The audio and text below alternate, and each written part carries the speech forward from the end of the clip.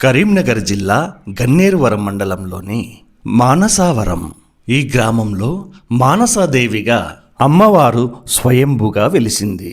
భక్తుల కోరికలు నెరవేరడంతో తండోపతండాలుగా ఇక్కడికి భక్తులు వస్తున్నారు. ఆలయము అభివృద్ధి చెందుతూ వస్తుంది. ఇక్కడి స్థల విశిష్టతకు వెళ్లే ముందు అసలు మానసదేవి అంటే ఎవరు మనం ఈ వీడియోలో తెలుసుకుందాం.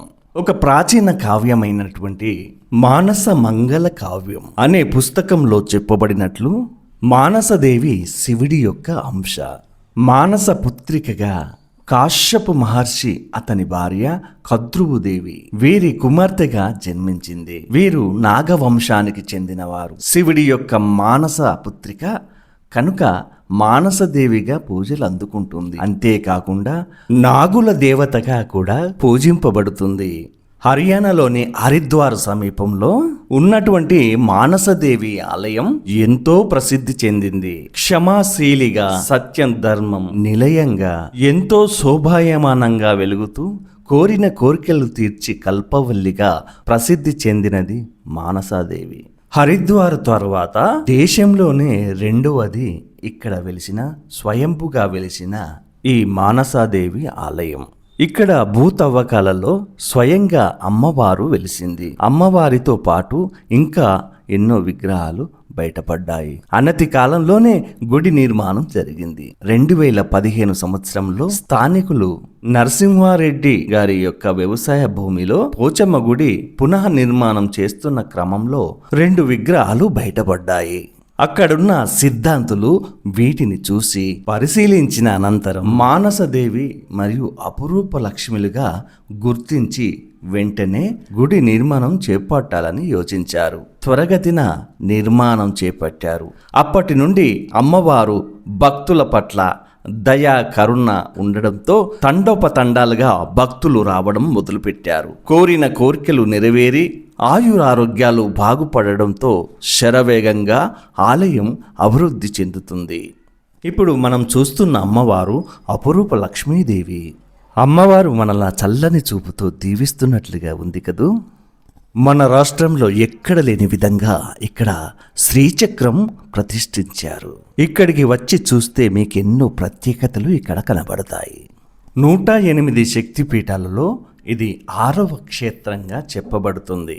శ్రీ మానసాదేవి మహాక్షేత్రం యొక్క 7వ వార్షికోత్సవ వేడుకలు ఈరోజు మనం చూస్తున్నాము.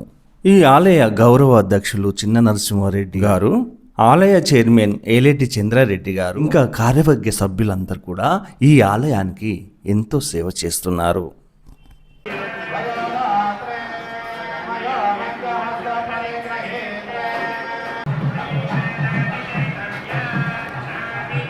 ఇక్కడ శ్రీ లక్ష్మీ నరసింహస్వామి యొక్క శాంతి కళ్యాణం ఘనంగా నిర్వహించారు.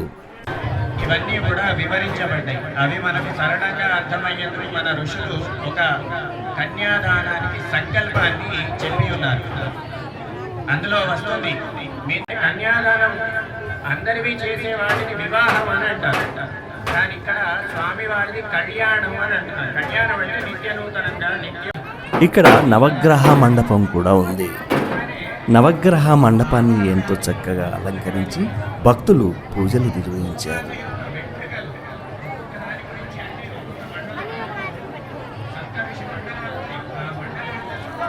నిత్యం భక్తుల రద్దీ పెరగడంతో ఇక్కడ భారీగా క్యూ లైన్ ఏర్పాటు చేశారు. భక్తులంతా కూడా క్యూ లైన్ ద్వారా అమ్మవారిని దర్శించుకొని ధన్యులయ్యారు.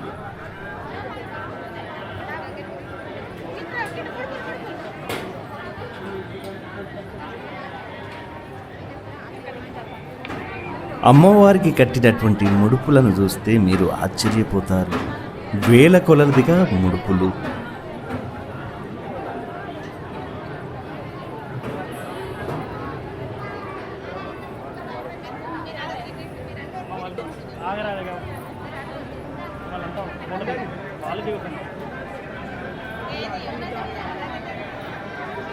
నూట 8 దీపస్తంభం దాదాపుగా రాష్ట్రంలో ఎక్కడా లేదు. కానీ ఇక్కడ ప్రత్యేకం. ఇక్కడ ఈ దీపస్తంభం అనేది ఇక్కడ ప్రత్యేకం.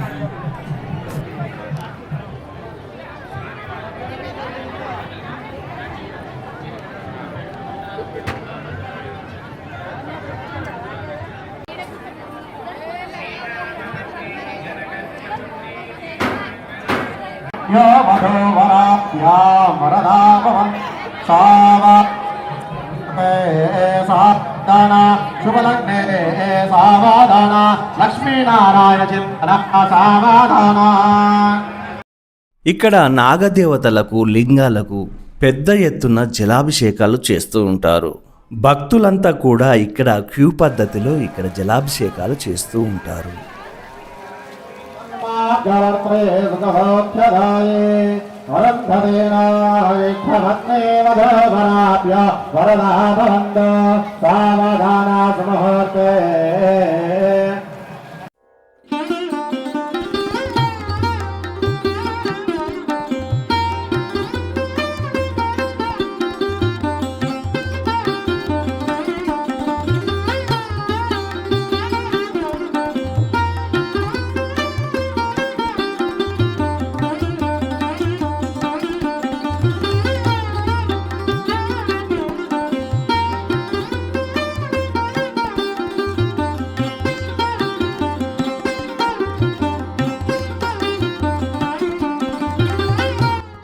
ఆలయం లోపల అడుగు పెట్టగానే ఇక్కడ భారీగా ఆంజనేయ స్వామి విగ్రహం మనకు కనపడుతోంది.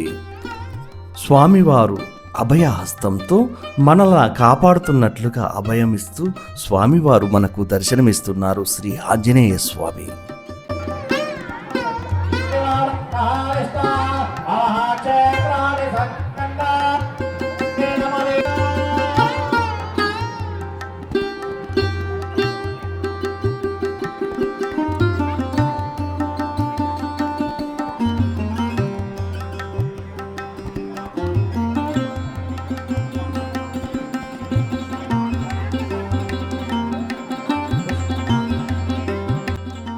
ఇక్కడ అతి పురాతనమైనటువంటి వీరభద్రస్వామి యొక్క విగ్రహ రూపం ఎన్నో వందల సంవత్సరాల నాటిదిగా చెప్పబడుతుంది.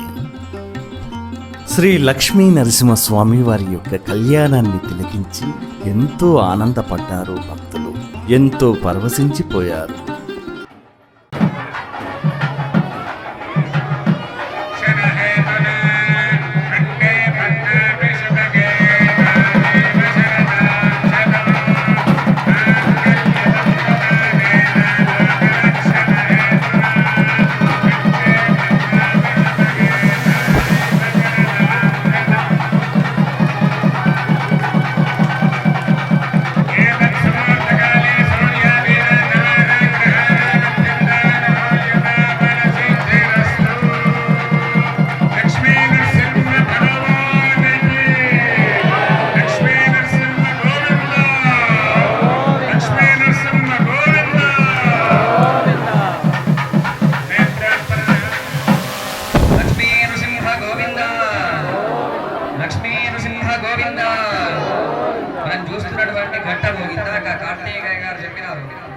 అనేక విధములైనటువంటి పుణ్యం చేసుకుంటే గానీ మనం మానవ జన్మ అనేటటువంటి దొరకదు.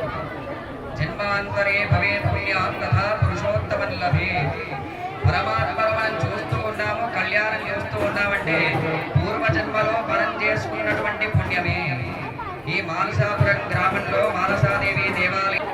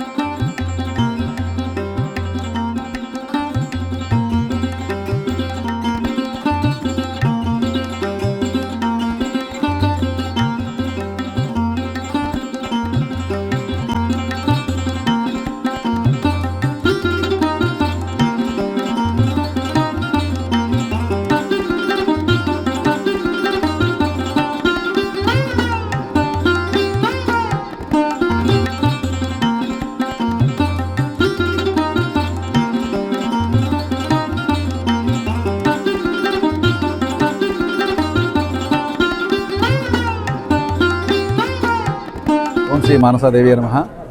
మానసాదేవి ఆలయంలో గత 7 సంవత్సరాల కింద మనకు అమ్మవారు స్వయంగా దొరకడం జరిగింది. అప్పటి నుంచి మాకు అమ్మవారు ప్రతి సంవత్సరం కూడా వార్షికోత్సవాలు చేసుకోవడం జరుగుతుంది. అందులో భాగంగా ఈ సంవత్సరం మూడు రోజుల కార్యక్రమం కూడా నిన్న మొన్న కార్యక్రమాలన్నీ కూడా దిగ్విజయంగా పూర్తి చేసుకొని ఈరోజు లాస్ట్ లక్ష్మీ నరసింహస్వామి కళ్యాణంతో పూర్ణకుంభ పూర్తి చేసుకొని ఇప్పుడు చివరిగా ఇంకోటి రథయాత్ర ఉంది ఊళ్ళో. వారందరూ ఊర్లో కూడా రథం చేయించిన అమ్మవారి రథం ఊరేగింపుగా పోయి ఊరేగింపులో మొత్తం అందరూ కూడా పబ్లిక్ వేరే ఊరు వాళ్ళు వస్తారు. మా ఊరు వాళ్ళందరూ కూడా అమ్మవారిని స్వాగతించి మళ్ళీ గుళ్ళకు మళ్ళీ అమ్మవారిని లోపల పెట్టినాకనే అది పూర్తి కార్యక్రమం అయిపోయినట్టు. అమ్మవారికి ముడుపులు కూడా చాలామంది, ఎందుకంటే నెలకు 9,000 నుంచి 10,000 ముడుపులు గడుస్తూ ఉన్నారు. అంటే అమ్మవారి పవిత్రత అంత పెరిగిపోయింది. ఒక ముడుపు 100 రూపాయలతో ముడుపు కడితే వాళ్ళ కోరిక 100% కాదు 99% 100% తీరుతా ఉన్నారు. కాబట్టి మాకు 300లతో స్టార్ట్ అయింది, ఇలా 10,000కు పోయిందంటే మీరే అర్థం చేసుకోవచ్చు. ఒక 100 రూపాయలతో డాక్టర్లతో సమస్యలన్నీ కూడా అమ్మవారు మరి ఎంఎస్ డాక్టర్లు ఎంబీబీఎస్ చేసిన వాళ్ళతో కానీ అన్నీ కూడా అమ్మవారు చేస్తుంది. కాబట్టి అమ్మవారు చాలా పవర్ఫుల్ అమ్మవారు. దేశంలోనే 2వ అమ్మవారు ఇక్కడ కాసింపేటలో ఉండడం అనేది మాకు గర్వకారణం. అలాగే శ్రీచక్రం కూడా ఉండడం, మన కొత్తగా కూడా మన దీపస్తంభం కూడా ఉజ్జయినిలో ఉంటుంది, మళ్ళీ మన దగ్గర ఎక్కడ కూడా ఉంటుంది. ఈ ఆలయాన్ని దర్శించుకుంటే మరి భారతదేశంలో ఉన్నటువంటి అన్ని అమ్మవార్లను 18 అమ్మవార్లను దర్శించుకున్నట్టే లెక్క. ఇక్కడ ఆంజనేయ స్వామి కూడా 12 ఫీట్ల ఆంజనేయ స్వామి కూడా ఉన్నాడు.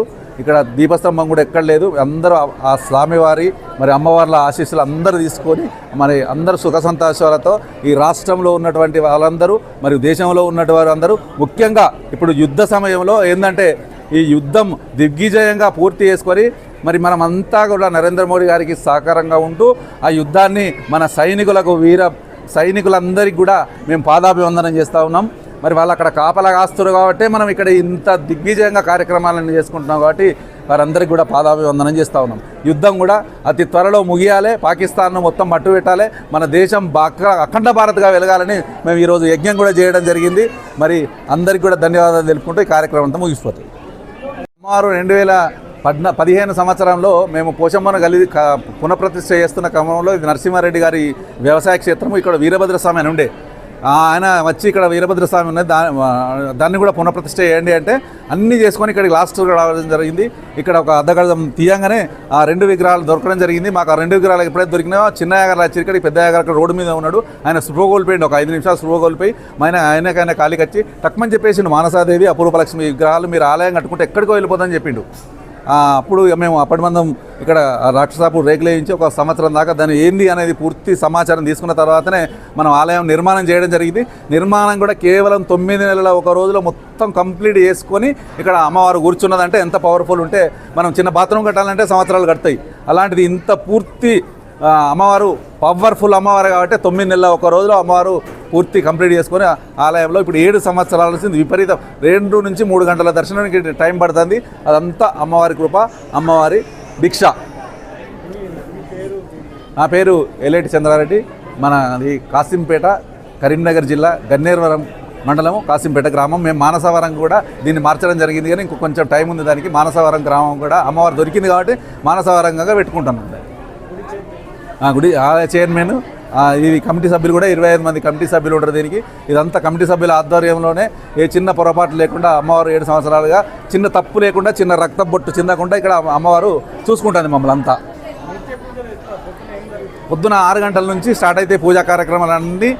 మంగళవారం అభిషేకాలు ఉంటాయి, శుక్రవారం లక్ష్మీ అమ్మవారికి అభిషేకాలు ఉంటాయి, శనివారం ఆంజనేయ స్వామికి ఉంటుంది, సోమవారము మన శివునికి ఉంటుంది. 108 లింగాలు ఉన్నాయి ఇక్కడ. ప్రతిరోజు కూడా భక్తులందరూ కూడా 108 శివలింగాలకు అందరూ కూడా అభిషేకం చేసుకుని ఫ్రీ అభిషేకం చేసుకుని. మా ఆలయంలో ప్రత్యేకత ఏంటంటే ఫ్రీ దర్శనం ఉన్నది, ఫ్రీ పార్కింగ్ ఉన్నది, ఫ్రీ భోజనం ఉన్నది, ఫ్రీ వాటర్ కూడా పెట్టినాం. కాబట్టి బస్సులు కూడా ఒకటి రాష్ట్ర ప్రభుత్వం చొరవ తీసుకొని బస్సులు వేపిస్తే ధన్యులం అవుతాము. మరి ప్రాంతానికి ఆలయానికి కూడా ఇంకా విపరీతమైన భక్తులు పెరుగుతారు కాబట్టి రాష్ట్ర ప్రభుత్వాన్ని కూడా వేడుకుంటాం. గుర్తించాలి, రాష్ట్ర ప్రభుత్వం గుర్తించి తక్షణమే.